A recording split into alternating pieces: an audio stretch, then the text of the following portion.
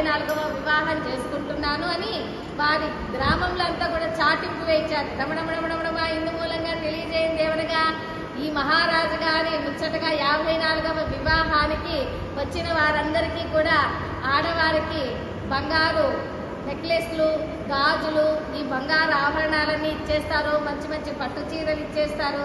అలాగే వివాహానికి వచ్చిన మగవారికంతా కూడా ఈ బ్రేస్లెట్లు, పులిగోర్లు, పట్టు పంచలు, చెల్లాలు ఇవన్నీ కూడా ఇచ్చేస్తారు హో అని అనేసరికి ఆడవాళ్ళంతా వచ్చేసి ఏమయ్యా దండోరా, మీరు చెప్పిందంతా నిజమేనా, మేమంతా వస్తే మాకు నిజంగానే బంగారు ఆభరణాలు ఇస్తారా అన్నారు.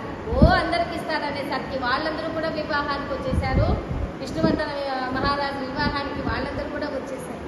ఇది ఇలా ఉంటూ ఉండగా ఇక అమ్మవారు అగ్నిగుండ ప్రవేశం చేయాలి ఇక 3 రోజుల ముందుగా అని అనుకుంటూ ఉండగా ఈ భాస్కరాచార్యులు వారన్నీ కూడా సిద్ధం చేశారు.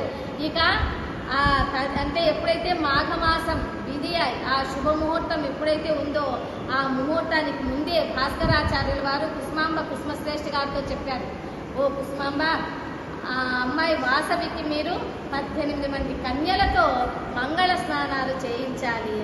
అలాగే వాళ్ళు మంగళ స్నానాలు అంటే 18 మంది కన్యల చేత మంగళ స్నానాలు చేయించారు వాసవికి. కనుకనే ఈ రోజుకి మనము వాసవి జయంతి, వాసవి ఆత్మార్పణ రోజుల్లో కూడా అమ్మవారికి 18 మంది కన్యలతో ఇలాగ అమ్మవారికి అభిషేకం చేయిస్తూ ఉన్నాం.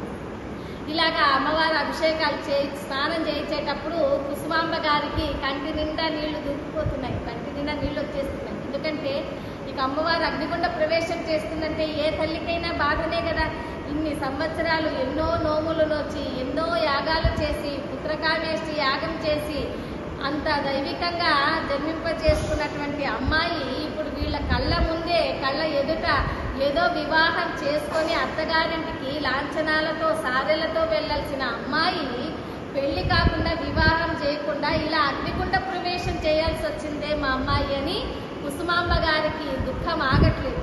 అప్పుడు ఆ కుసుమాంబ గారు అడుగుతున్నారు, ఓ వాసవి, ఏమిటమ్మా ఈ బాధ, ఎంతకమ్మా మాకు ఇంత దుఃఖం, ఇంత మంచి వాళ్ళకే ఇన్ని కష్టాలు వస్తాయా, ఎప్పుడు చెడ్డవాళ్ళు ఎప్పుడు చూసినా ఏదో సుఖంగా వాళ్ళు అత్తనే హ్యాపీగా ఉంటారు, మరి మంచి వాళ్ళకే ఎందుకమ్మా ఇలా కష్టాలు వస్తాయంటే అప్పుడు అమ్మవారు అంటుంది, ఎంత మంచి ప్రశ్న వేశావమ్మా, అవును మంచి వాళ్ళకే కష్టాలు వస్తాయి. ఎందుకంటే భగవంతుడు చిన్న చిన్న ప్రశ్నలు, చిన్న చిన్న కష్టాలు పెట్టి పరీక్షిస్తాడు.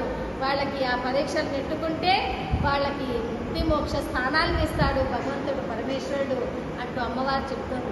ఇక ఆ తర్వాత అమ్మవారికి ఇష్టమైన క్షీరాన్నం, క్షీరం అంటే పాలు అన్నం అంటే అమ్మవారికి ఇష్టమైన క్షీరాన్నాన్ని